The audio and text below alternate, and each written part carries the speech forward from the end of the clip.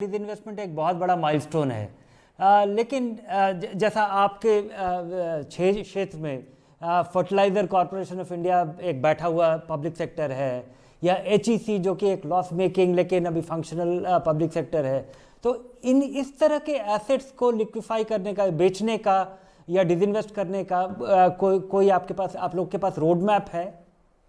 धीरेन्द्र जी, आपने बड़ा एक गंभीर एक सवाल पूछा है, और वो सवाल ये है कि अगर हम लोगों को एयर इंडिया जैसे डिसइन्वेस्टमेंट करने हों, यानी 100% इसको अगर हम लोगों को दूसरों को ट्रांसफ़र करना हो, तो इसको हम लोग कैसे करें। जो समस्याएं हैं, मुख्य रूप से दो बड़ी भारी समस्याएं हैं जिनके बारे में आपको बताना चाहता हूँ।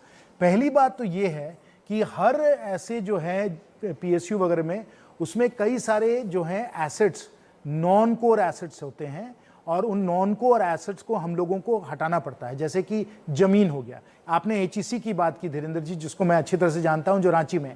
एचईसी के पास जमीन बहुत सारी है। एयर इंडिया के पास भी जमीन बहुत सारी थी। एयर इंडिया के पास एक बहुत बड़ा आर्ट कलेक्शन था। एयर इंडिया के पास कई सारे और ऐसे कंपनीज थे जो उसके जो क्लियर जो उसका ऑपरेटिंग पर्पस था कि हम उसको हवाई जहाज चलाएं, उससे वो जुड़े हुए नहीं थे। तो पहली बात तो ये होती है कि नॉन कोर एसेट्स को हम लोगों को हटाना पड़ता है।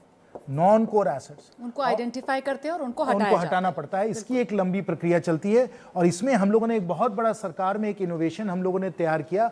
वो इनोवेशन था कि हम लोगों ने एक एसपीवी बनाया, और वो एसपीवी जो है, इसमें नॉन कोर एसेट्स हम लोगों ने डाल दिए। सर, इसकी फुल फॉर्म क्या है एसपीवी? स्पेशल पर्पस व्हीकल जी। अच्छा। तो जैसे आपके जो होटल्स थे एयर इंडिया वाले, या रियल एस्टेट थे एयर इंडिया वाले, या और कंपनीज थे एयर इंडिया वाले, उन सबको हम लोगों ने एक एसपीवी में डाला, और एयर इंडिया को हम लोगों ने एकदम एक तरीके से उसको एक आज़ादी दी, उसको अलग कर दिया, जिसमें कि कोर ऑपरेटिंग एसेट, जो मतलब हवाई जहाज जो हैं, उनको हम लोगों ने इन सब चीज़ों से अलग कर दिया।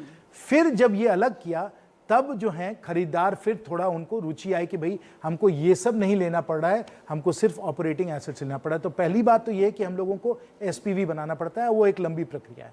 दूसरा, हर जो पीएसयू है उसका जो ऋण है, डेट, वो भी बहुत बढ़ा हुआ रहता है।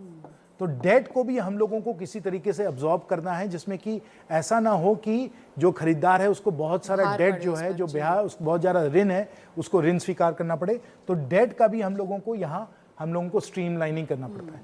तो पहले तो आप नॉन कोर एसेट्स को सेपरेट करिए, फिर आप डेट को कम, ऋण को कम करिए, फिर जाकर आपको बायर्स ढूंढने पड़ेंगे। तब जाके जब बायर्स आपके कई सारे आते हैं, तब जाकर आप ये इस तरीके से 100% डिसइन्वेस्टमेंट करना पड़ता है। तो ये जो है कुल मिलाकर ये जो प्रक्रिया है, ये जो प्रोसेस है इसका डिसइन्वेस्टमेंट का, ये एक बहुत ही जटिल एक मामला रहता है।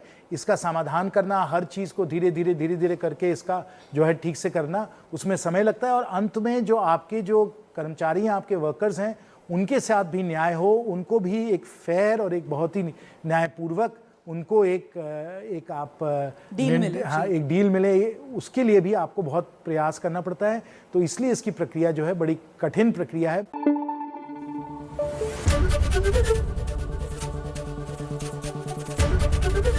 एबीपी न्यूज़ आपको रखे आगे।